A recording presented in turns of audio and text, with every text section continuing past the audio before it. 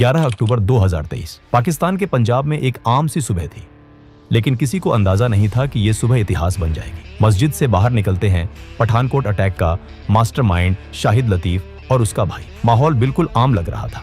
तभी अचानक बाइक पर सवार दो आदमी उनके सामने आकर रुकते हैं। बंदूकें तनी होती हैं। अगले कुछ सेकंड में जो होता है वो पूरे पाकिस्तान को हिलाकर रख देता है। जिस शख्स ने 2016 में भारत की धरती पर खून बहाया, जिसने पठानकोट एयरबेस पर हुए हमले की साजिश रची, आज वही शख्स अपने ही देश में मौत के सामने खड़ा था।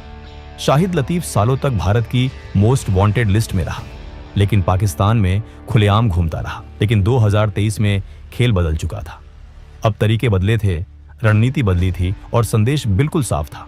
जो वार करेगा उसे जवाब मिलेगा। इस वीडियो में हम आपको बताएंगे शाहिद लतीफ की पूरी कहानी, उसके गुजरावाला से कश्मीर तक के सफर से लेकर पठानकोट हमले की प्लानिंग तक, और फिर वो खामोश ऑपरेशन जिसमें बिना सीमा पार किए भारत ने अपने सबसे बड़े दुश्मन को उसके ही घर में खत्म कर दिया।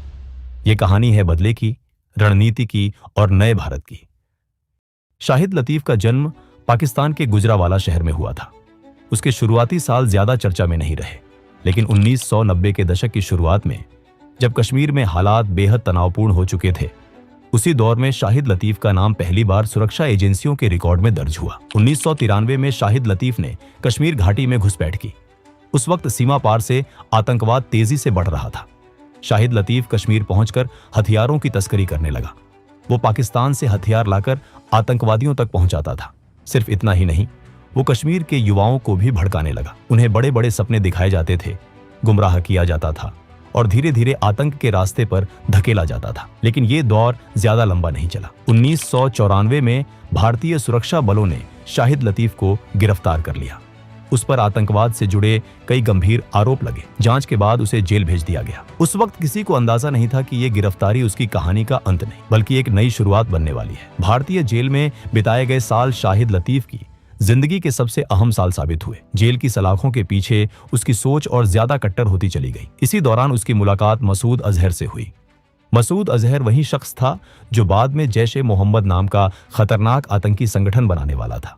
जेल के अंदर दोनों के बीच नजदीकियां बढ़ी, घंटों बातचीत होती थी। यहीं से शाहिद लतीफ की आगे की राह तय होने लगी।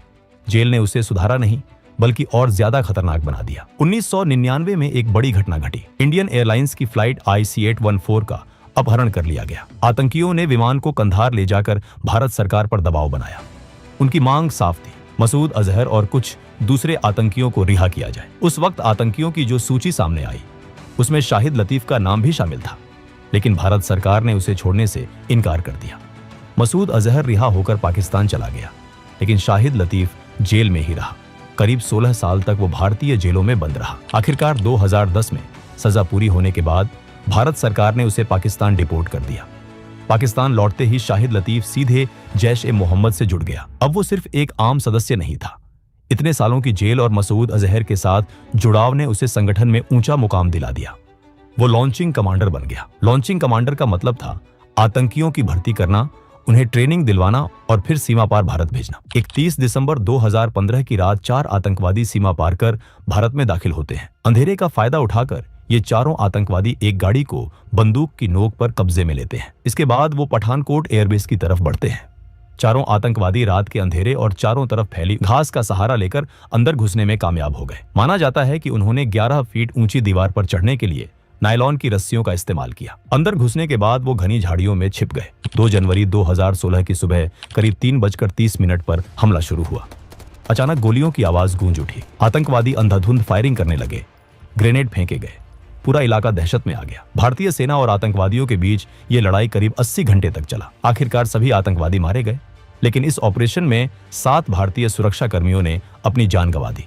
पूरा देश सन्न रह गया।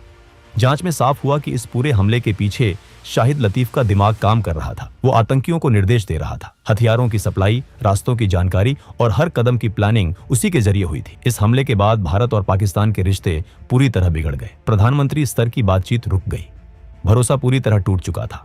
शाहिद लतीफ भारत की मोस्ट वांटेड लिस्ट में आ गया। 2022 में भारत सरकार ने उसे UAPA कानून के तहत आतंकवादी घोषित कर दिया, लेकिन इसके बावजूद वो पाकिस्तान में खुलेआम घूमता रहा। 2023 आते आते हालात बदलने लगे। भारत ने एक नई रणनीति पर काम शुरू किया।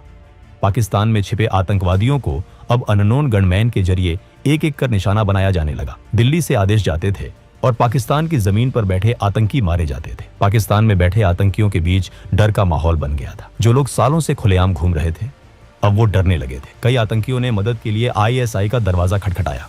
इसके बाद आईएसआई भी एक्टिव हो गई थी और कुछ बड़े आतंकियों को सुरक्षा देना शुरू कर दिया गया। अब भारत का अगला टारगेट था शाहिद लतीफ, लेकिन यह टारगेट आसान नहीं था। शाहिद लतीफ सिर्फ जैश ए मोहम्मद का अहम सदस्य नहीं था, बल्कि आईएसआई की सुरक्षा में भी था। उसे मारना मतलब सीधे एक बड़े नेटवर्क को चुनौती देना। शाहिद लतीफ के हथियारों की सप्लाई का रास्ता भी आसान नहीं था।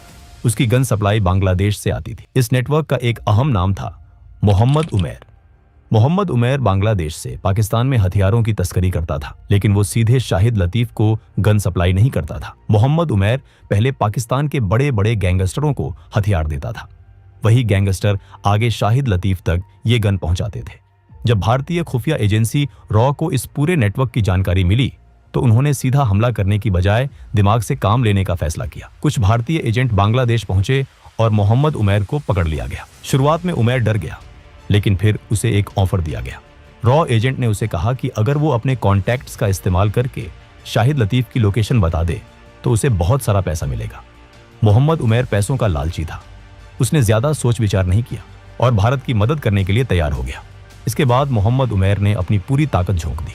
उसने पाकिस्तान के गैंगस्टरों से दोबारा संपर्क शुरू किया और किसी तरह शाहिद लतीफ की सही लोकेशन निकलवा ली। पता चला कि शाहिद लतीफ पाकिस्तान के पंजाब के दस्का इलाके में रह रहा था। ये इलाका सियालकोट के पास था और सुरक्षा के लिहाज से सेंसिटिव माना जाता था। मोहम्मद उमैर के लोग लगातार शाहिद लतीफ पर नजर रखने लगे। वो कब निकलता है, कहाँ जाता है, किसके साथ रहता है, हर छोटी बड़ी जानकारी इकट्ठा की जाने लगी। ये सारी खबरें धीरे धीरे रॉ तक पहुंचती रहीं। निगरानी में ये बात साफ हो गई कि शाहिद लतीफ हर वक्त अपने साथ 2 बॉडीगार्ड रखता था। वो कहीं भी अकेले नहीं जाता था। ऐसे में उसे खुले में मारना लगभग नामुमकिन लग रहा था। लेकिन निगरानी के दौरान एक अहम बात सामने आई। शाहिद लतीफ हर सुबह सियालकोट की नूरी ए मदीना मस्जिद जाता था। मस्जिद के बाहर तक उसके बॉडीगार्ड उसके साथ रहते थे, लेकिन अंदर नमाज पढ़ने वो अकेला ही जाता था। यही वो एक पल था जब शाहिद पूरी तरह अकेला होता था। रॉ को लगा कि यही सबसे सही मौका हो सकता है। इसके बाद रॉ ने एक और चाल चली। रॉ ने फैसला किया कि इस ऑपरेशन को बाहर से नहीं बल्कि अंदर से अंजाम दिया जाएगा। मोहम्मद उमैर को ही पाकिस्तान भेजने का फैसला हुआ। उसे कहा गया कि अगर उसे पैसे चाहिए तो उसे खुद इस ऑपरेशन को पूरा करना होगा। रॉ ने ऐसा क्यों किया, ये आपको आगे पता चलेगा। लेकिन मोहम्मद उमैर पैसों के लालच में आंख बंद करके सब कुछ मानने को तैयार हो गया। 8 अक्टूबर को मोहम्मद उमैर पाकिस्तान के लिए रवाना हो गया। प्लान बिल्कुल साफ था।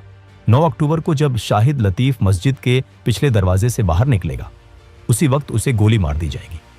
9 अक्टूबर 2023 की सुबह 2 शूटर मस्जिद के पास पहुंच गए। दोनों मस्जिद के पिछले गेट पर खड़े थे।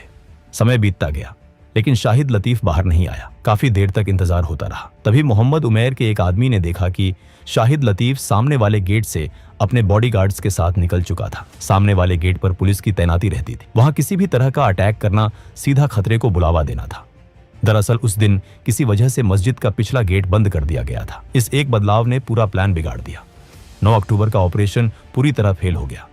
शूटर वहां से बिना कुछ किए लौट गए। मोहम्मद उमैर घबराया हुआ था। उसे लगने लगा कि अब वो खुद खतरे में है, लेकिन भारतीय एजेंसी ने उसे शांत रहने को कहा। यह साफ कर दिया गया कि खेल अभी खत्म नहीं हुआ है। इसके बाद तारीख बदली जाती है। नई तारीख तय होती है 11 अक्टूबर 2023। इस बार प्लान और ज्यादा सावधानी से बनाया गया था, क्योंकि एक गलती पहले ही हो चुकी थी और अब दूसरी गलती की कोई गुंजाइश नहीं थी। 11 अक्टूबर की सुबह शाहिद लतीफ रोज की तरह नूरी ए मदीना मस्जिद के अंदर जाता है। लेकिन आज एक फर्क था। आज वो अकेला नहीं था, उसके साथ उसका एक भाई भी मौजूद था। मस्जिद के बाहर मोहम्मद उमैर के 2 शूटर बाइक पर सवार होकर पास ही रुकते हैं। बाइक चालू हालत में थी ताकि जरूरत पड़ते ही वहां से निकल सके। मोहम्मद उमैर ने अपने 2 और आदमियों को मस्जिद के अंदर भेज दिया था।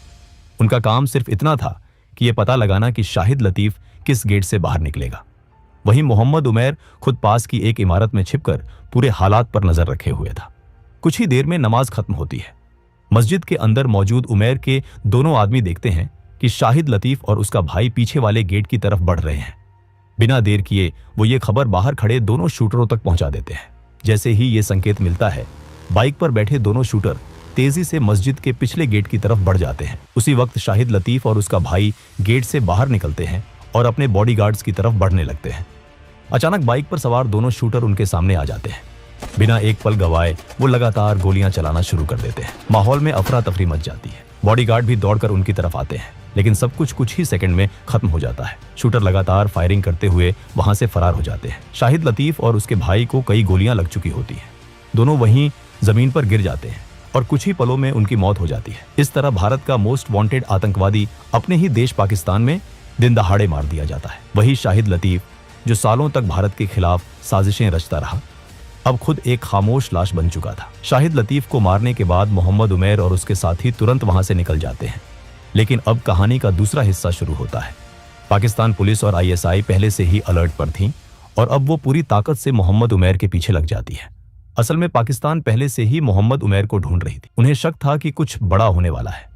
दरअसल शाहिद लतीफ की लोकेशन पता करने के लिए उमैर ने कई पाकिस्तानी गैंगस्टरों से संपर्क किया था। शाहिद लतीफ पर हमले से एक दिन पहले इनमें से एक गैंगस्टर को पाकिस्तान पुलिस ने किसी दूसरे अपराध के मामले में पकड़ लिया था। उस गैंगस्टर को लगने लगा कि उसे इसलिए गिरफ्तार किया गया है क्योंकि उसने शाहिद लतीफ की लोकेशन बताई थी।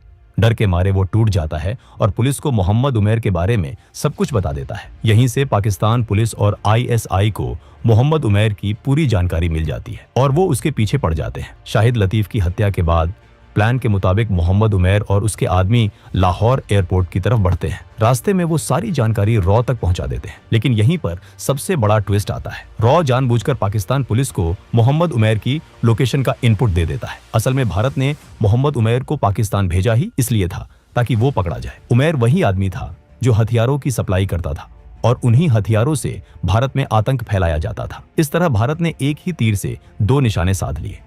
एक तरफ शाहिद लतीफ मारा गया और दूसरी तरफ गन सप्लाई करने वाला नेटवर्क भी बेनकाब हो गया। मोहम्मद उमैर को लाहौर एयरपोर्ट से गिरफ्तार कर लिया जाता है। उसकी गिरफ्तारी पाकिस्तान के लिए भी एक बड़ा मामला बन जाती है। कुछ महीनों बाद पाकिस्तान एक बड़ा दावा करता है।